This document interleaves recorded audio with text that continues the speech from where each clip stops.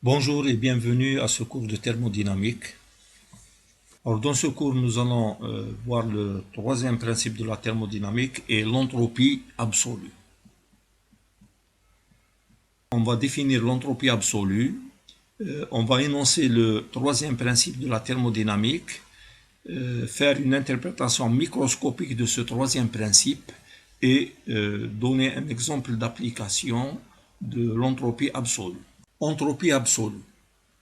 Jusqu'à présent, nous avons calculé le delta S d'une transformation entre un état initial et un état final. Delta S égale S final moins S initial. Alors maintenant, nous allons fixer une référence pour la mesure des entropies. Cette référence notée 0 va nous permettre de déterminer l'entropie en même point donné. Énoncé du troisième principe.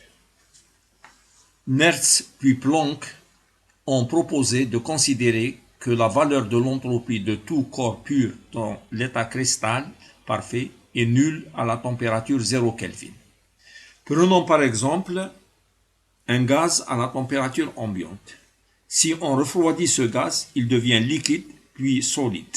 L'agitation moléculaire diminue au cours du refroidissement. Quand on arrive à 0 Kelvin, les molécules deviennent figées et ne s'agitent plus. On a un ordre parfait et l'entropie dans cet état devient nulle. Ce troisième principe, ou principe de Nernst, est différent des deux premiers principes qu'on a vus, car il fixe seulement l'origine de l'entropie des corps purs. Dans ces conditions, l'entropie d'un corps pur est toujours positive. Puisque 0 Kelvin est la température minimale et que S à 0 Kelvin d'un corps pur égale 0, toutes les entropies vont être positives. C'est pour ça qu'on l'appelle entropie absolue. Les valeurs de S, c'est-à-dire de l'entropie absolue de tous les corps, sont tabulées sous la pression standard P0 égale 1 bar et à la température 298 K qui est indiquée, c'est-à-dire 25 degrés C. Interprétation microscopique du troisième principe. Pour interpréter le troisième principe d'une manière microscopique, Boltzmann a considéré le nombre de complexions ou micro-états d'un système. À chaque état macroscopique grand N va correspondre un nombre oméga d'états microscopiques ou micro-états. Si on prend grand N égale à 1, il va correspondre à un nombre d'états microscopiques grand oméga égale 2. Si on prend grand N égale 2, il va correspondre à un nombre d'états microscopiques égal à 4. Si N, nombre d'états macroscopiques égal à 3, le nombre d'états microscopiques sera égal à 8. Donc, d'une façon générale, lorsque le nombre d'états macroscopiques est n, le nombre d'états microscopiques sera égal à 2 à la puissance n. Lorsque le nombre de complexions ou micro-états oméga augmente, il est peu probable de revenir en arrière. À l'échelle microscopique, S caractérise le désordre. L'entropie de Boltzmann. Boltzmann a exprimé l'entropie statistique en fonction du nombre oméga d'états microscopiques ou nombre de complexions, définissant l'état d'équilibre d'un système donné au niveau macroscopique. La formule de Boltzmann est la suivante: S, entropie de Boltzmann, égale Kb, qui est la constante de Boltzmann, log de oméga, oméga étant le nombre de micro-états. La constante de Boltzmann est égale à 1,38 10 puissance moins 23 joules K-1. Si l'on considère la température comme facteur d'agitation des particules, il s'avère que si la température s'annule, la matière est dénuée de vibrations thermiques, donc figée. Il n'y a plus de désordre. Si T tend vers 0K, alors le nombre de microétats tend vers 1. La formule de Boltzmann, S égale KB log de oméga, donne S à 0K égale KB log de 1 égale 0. Entropie absolue de quelques substances sous 1 bar et à 25 degrés C. S standard, entropie absolue des substances considérées. Alors l'unité de S standard, c'est des joules K-1, mol-1. Alors on doit indiquer l'état cristallin, liquide ou gaz. Alors le tableau suivant donne les valeurs de S standard en joules K-1, mol-1 pour quelques substances. Alors, exemple d'application de l'entropie absolue. On veut calculer l'entropie absolue molaire standard de l'eau liquide à 25 degrés C, sachant que l'entropie absolue de l'eau solide à 0 degré C est égale à 10,26 calories par mol K-1. Donc on veut calculer le S de l'eau liquide et on connaît le S du solide. Alors là, on donne la chaleur latente de fusion de l'eau, LF égale 1440 calories mol-1. On donne le CP de l'eau liquide égale 18 calories K-1. Alors pour répondre à cette question, on part de l'eau solide à 0 degré C et on veut transformer cette eau solide en eau liquide à 298. Alors, ce terme est donné et on veut calculer ce terme. Alors, pour faire ce calcul, on ne peut pas faire le calcul directement. Parce que la transformation est irréversible, on va choisir un chemin réversible. Alors, première étape de ce chemin réversible, c'est la fusion de l'eau. Donc, dans cette première étape, on fait la fusion de l'eau et au cours de cette fusion, la température reste constante. Donc ici, la variation d'entropie au cours de la fusion est égale à la chaleur latente de fusion divisée par la température de fusion qui est constante. Voilà la première étape. La deuxième étape va consister à chauffer l'eau liquide à 0 degré jusqu'à 25 degrés. Et là, c'est le delta S de chauffage de l'eau liquide. On sait que ds est égal à Cp dt sur T. Et après intégration, donc on obtient delta S de chauffage égale Cp du liquide, logarithme de la température finale, qui est 298, sur la température initiale, qui est ici 273. Or, dans cet exercice, nous avons pris n égale 1, le nombre de moles égale 1, parce qu'on est en train de calculer des entropies molaires. Donc, on va calculer le delta S pour la transformation qui est représentée par la flèche en vert, et ce delta S là, il est égal à la somme des delta S qui sont ici. Le delta S de fusion plus le delta S de chauffage égale delta S de la transformation qui est là.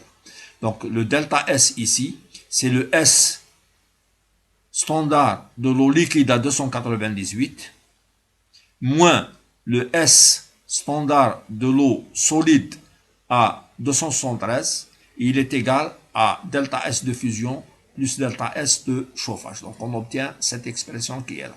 À partir de l'expression précédente, on tire la valeur de l'entropie du liquide à 298 qui sera égale à delta S de fusion, c'est-à-dire LF sur T0, plus delta S de chauffage qui est égal à Cp log de T sur T0, plus l'entropie absolue de l'eau solide à 273. L'application numérique va nous donner donc S du liquide à 298 égale 1440 sur 273 plus 18 log de 298 sur 273 plus 10,26 qui est donné.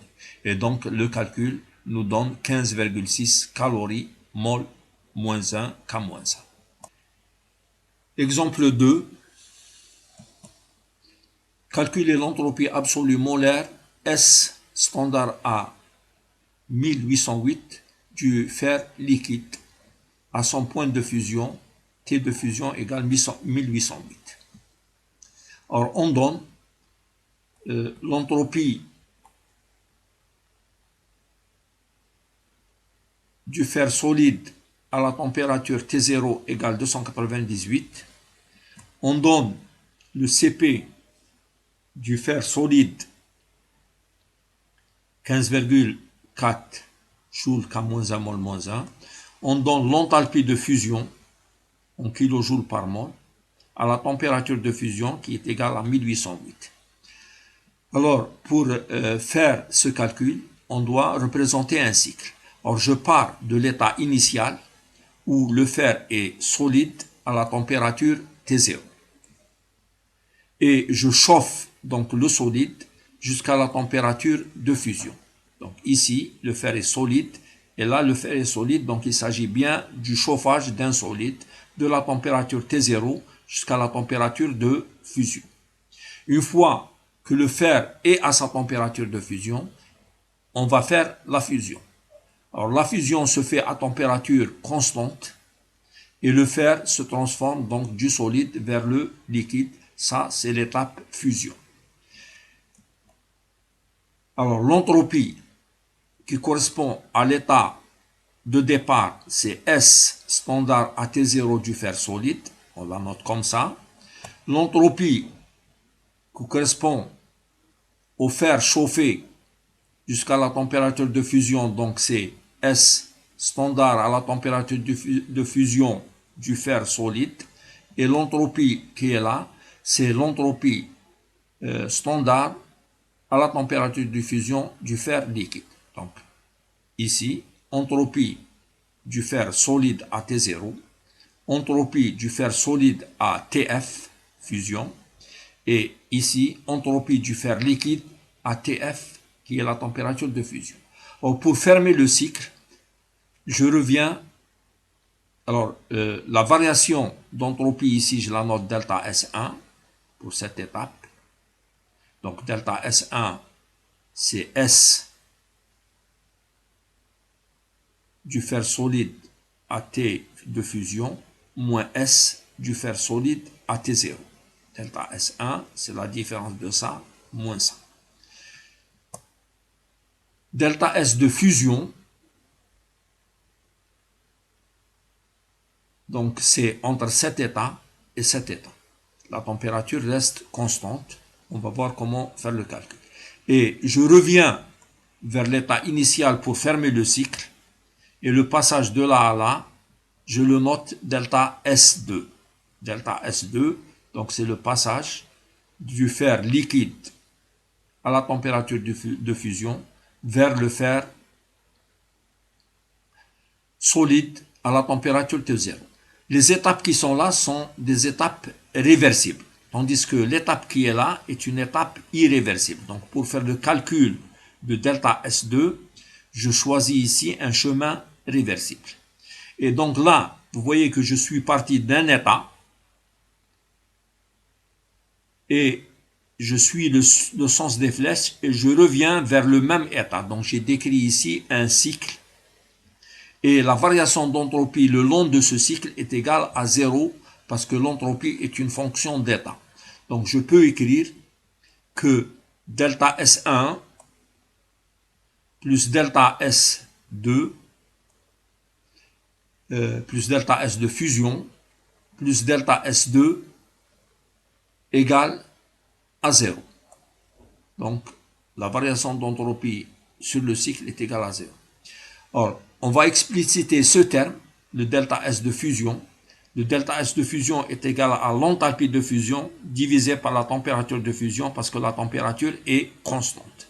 Donc, on va trouver delta H de fusion 14900 divisé par la température de fusion 1808. On trouve 8,24 joules K-1 mol -1 pour cette valeur qui est là. Alors, delta S1, il s'agit ici du chauffage du solide de la température T0 jusqu'à la température TF. Donc, l'entropie est donnée par intégrale de Cp dt sur T, le nombre de moles est égal à 1, de T0 jusqu'à Tf. On trouve donc Cp du solide log de Tf sur T0. Donc on a l'entropie delta S2 qui est égale à l'entropie du solide à T0 moins l'entropie du liquide à Tf. Alors ça provient du fait que ici j'ai delta S2, c'est cette valeur, la valeur finale, moins la valeur initiale. Je suis cette flèche, donc le delta S qui est là, il est égal à cette valeur finale, moins la valeur initiale. Donc on a delta S2 égale S à T0 du solide, moins S à Tf du liquide. Et donc, si je remplace dans l'équation que j'ai tirée du cycle, donc delta S1 vaut Cp du solide log de Tf sur T0. Delta S de fusion, je l'ai calculé. Delta S standard à T0 du fer solide, on me le donne. Et je voudrais calculer, donc S standard du fer solide est donné, et je veux calculer S du fer liquide. Donc on calcule S du fer liquide en le tirant de cette équation. Donc il est égal à ce terme, plus ce terme qu'on a déjà calculé, et plus ce terme-là qui est ici. Donc, le delta S de fusion, je l'ai mis dans ce membre et j'ai ça. Donc, on fait le calcul. Le S du fer liquide à la température de fusion, il est égal à Cp qui vaut 15,4, log de Tf 1808 sur T0 298. Le delta S de fusion, nous l'avons calculé précédemment 8,24. Et le S standard du solide à T0, il est donné dans les énoncés, donc 27,2. Et on trouve donc le S du fer liquide à la température de fusion qui est demandée égale à 63,20 joules K-1 mol-1. Le prochain cours portera sur la thermochimie. Merci de votre attention.